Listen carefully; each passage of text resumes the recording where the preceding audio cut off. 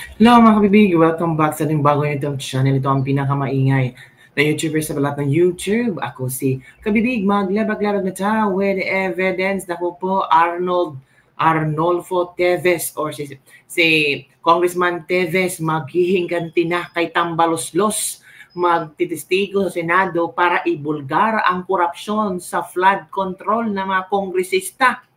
Naku mga kabibig, ito si expelled Negros Oriental lawmaker Arnolfo Teves Jr. sumulat sa Senate Blue Ribbon Committee para i-express ang kanyang intensyon na mag-testify kung paano daw nangyari ang korupsyon sa flood control project.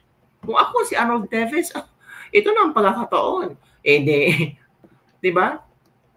Sabi ni Teves, posible na, sige, ginawa niyo akong ganito. Pues, idadamay ko lahat. Ibubulgar kong lahat sino-sino at paano niyo ito ginawa. Naku po. Sumulat si Teves kay Honorable Rodante Marcoleta, ang chairman ng Senate Committee on Accountability of Public Officers and Investigations or the Blue Ribbon Committee. Sabi nga dito, intention to testify. Ito ang laman ng sulat niya. Intention to testify at the Senate Blue Ribbon Committee inquiry on the Philippine underwater. Your Honor, sabi dito, na-receive na pala ito ng Senado.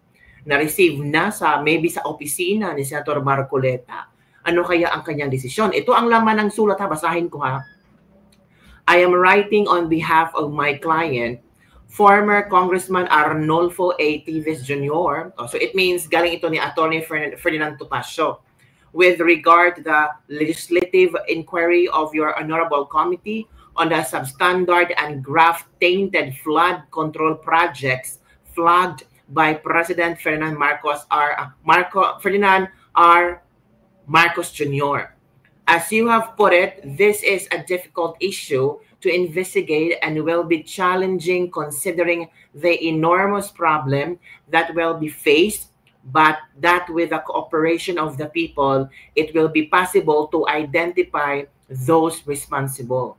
In light of your call for cooperation from the Filipino people, Mr. Teves Jr., through the undersigned, humbly offers his willingness and intention to testify and how graft is being committed in flood control projects. As such testimony may aid your honorable committee in its investigation and ultimately help ensure good legislation and governance. Nako. Mr. Teves believes that his experience as a longtime member of the House of Representatives will be invaluable in providing insights and information on the subject matter of the investigation to which others may not be privy. Should your honorable committee wish to hear the testimony of Mr. Teves Jr., please do not hesitate to reach him through the undersigned of our attorney Rafael Andrada and also attorney Ferdinand Topacio. Naku mga kabibig. Ito na nga ang sinasabi ng mga netizen, nako. Ibubulgar talaga yan ni Teves. Lahat na kaya nalalaman. Sabi ni Jaden Liaban, Teves be like, you throw me under the bus, so I have you with me. Better than to have done nothing.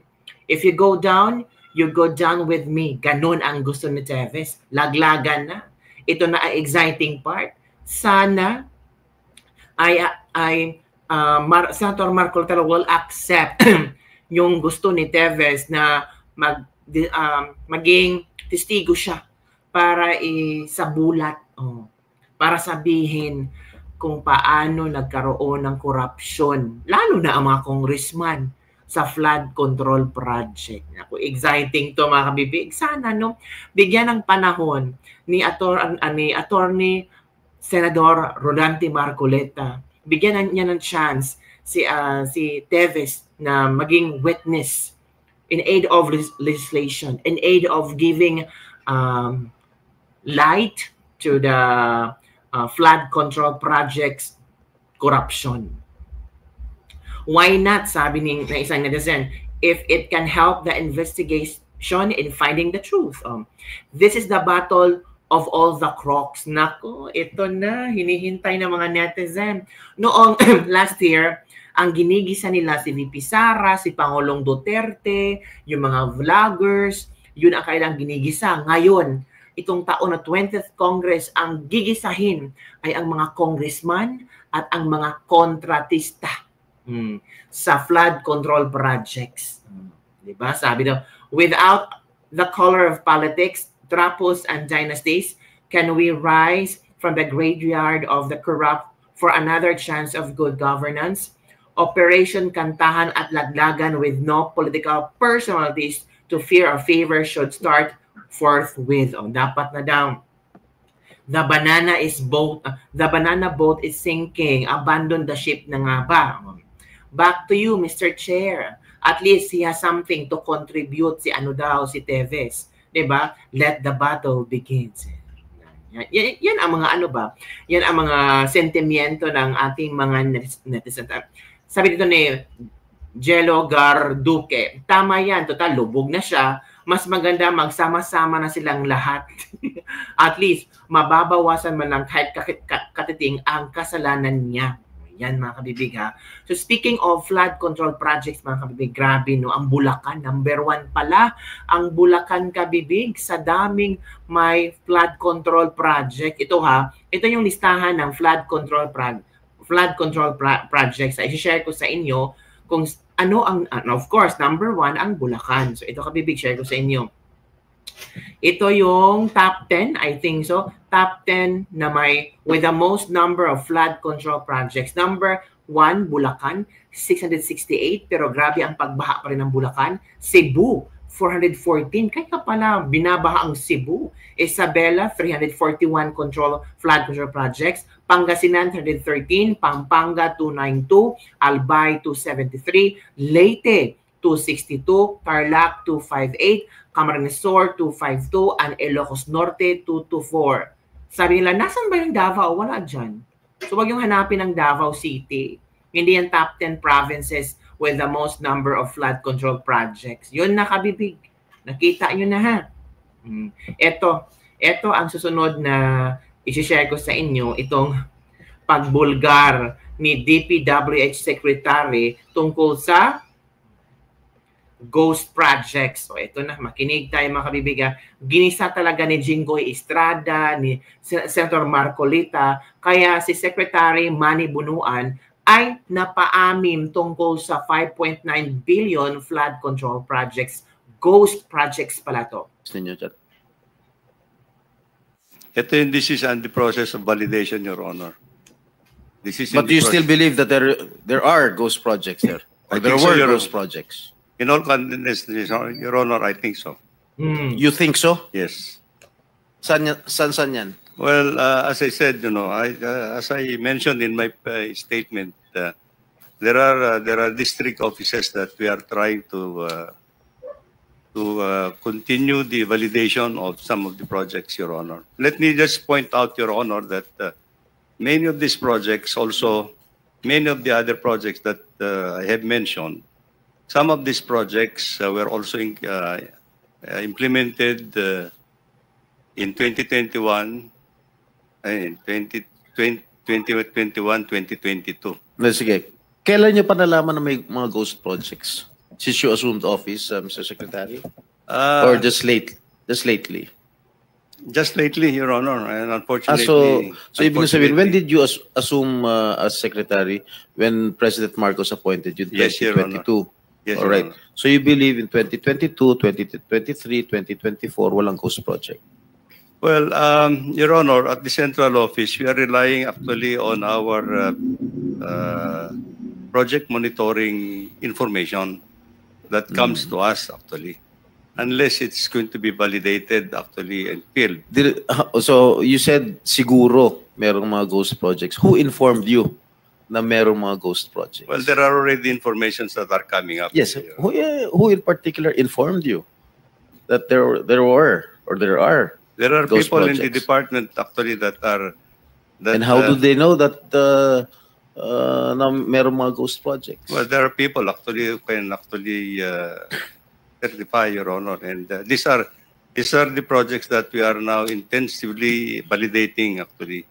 Okay, Your my office received reports that there are ghost projects in the municipalities of Kalumpit, Malolos, and Hagonoy in the province of Bulacan. Can you confirm this? Yes, Your Honor. That's true. Well, this is information that we have received, Your Honor. And the contractor, allegedly, Wawaw Builders, correct? That's correct, Your Honor. And SYMS Construction. Am I correct? I don't recall that name, Your Honor. But Who is the owner of Wawaw Builders? Is he here? Is he present here? Hala.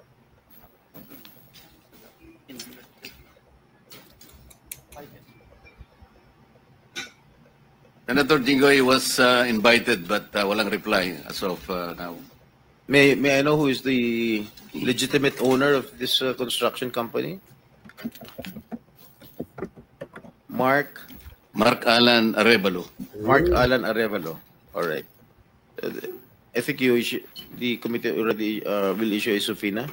All right. So, sa aking palagay, itong mga ghost projects na nabulgar na ngayon, siguro inaayos na nila.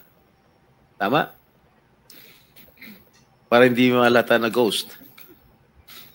And I don't think that they will have that capability anymore, Your Honor, because I think if these were ghost projects in the first place, they would not have delivered the time actually to do anything at this point in time. The records will show that if there is no project at all that was implemented, and payment has been made, then it's on. Tapos na, nasunog na yung pera natin.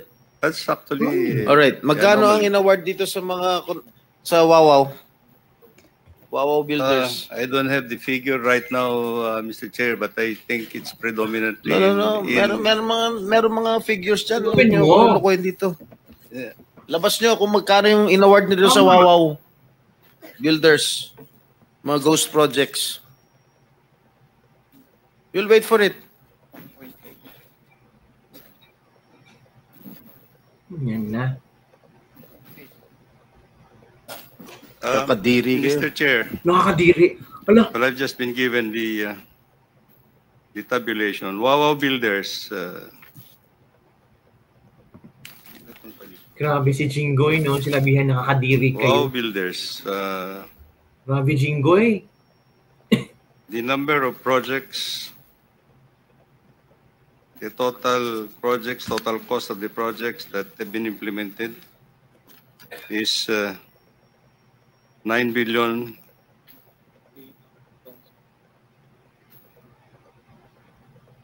9 million or 9 billion? 9 billion all over the country, Mr. Chair. Billion. But let me just point out, in Bulacan alone, In Bulacan Wawaw alone. Builders had 85 projects amounting to 5,971 million.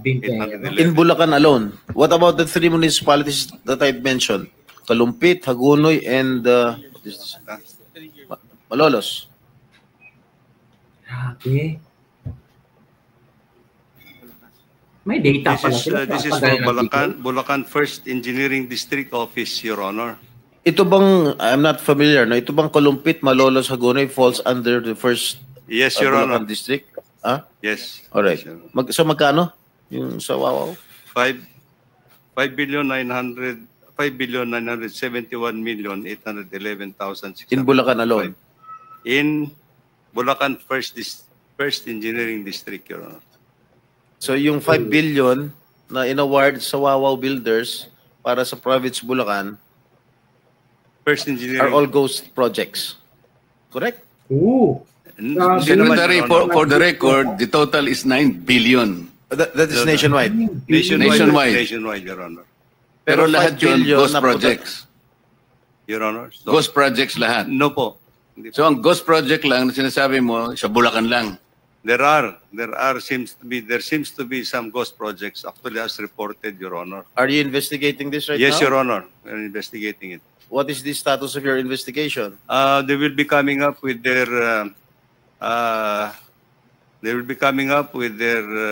Ano? financial and physical report in 1 week's time, Your Honor. Oh. So yun, Kabibig, yun nakita natin ha. Nakita natin ang pagtanong ni Senator Jinggoy Estrada, grabe no mga ghost projects. Kailangan talaga si Arnolfo Teves or Arnold Teves ay testigo, no? Para talaga magkaalaman ba kung ano ang alam ni Teves, ibubulgar na niya. Take note, may mga ghost projects. So posibleng si Teves ay yayagyag niya lahat kung sino itong mga congressman na alam niyo na pumapaldo sa mga pera ng taong bayan, ng bilyones-bilyones, yung mga ghost projects, yung mga flood control projects, kung magkano ang kickbacks nila. Mas maganda, no, kung si Teves ay tatanggapin ng Blue Ribbon Committee ni Senator Marcoleta na maging star witness sa kung paano ginawa ang korupsyon tungkol sa flood control projects.